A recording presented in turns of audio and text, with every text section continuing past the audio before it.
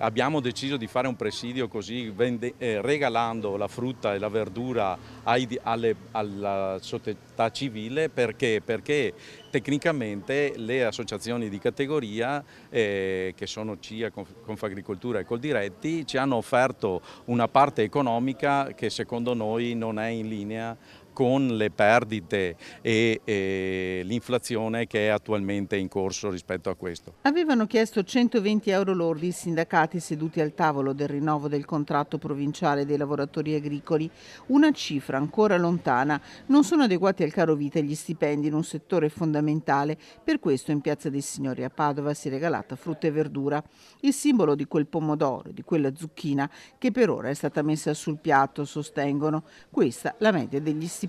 Una media per noi è contratti indeterminati di 1.200-1.300 euro al mese. Si vive con uno stipendio come il vostro?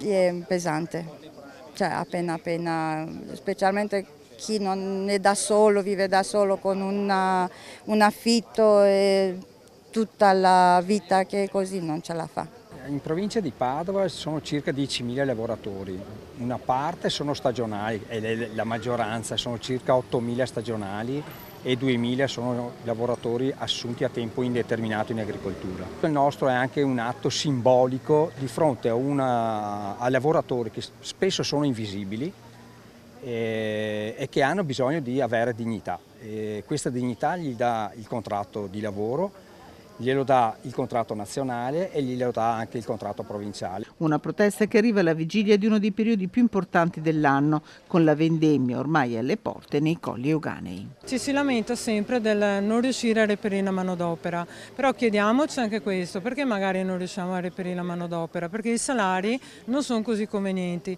Forse è più utile pensare di dare uno stipendio adeguato ed ecco che le persone ci sono, è più facile trovarle e non si deve purtroppo ricorrere a quella zona di grigio che purtroppo c'è ed è presente anche nella nostra regione.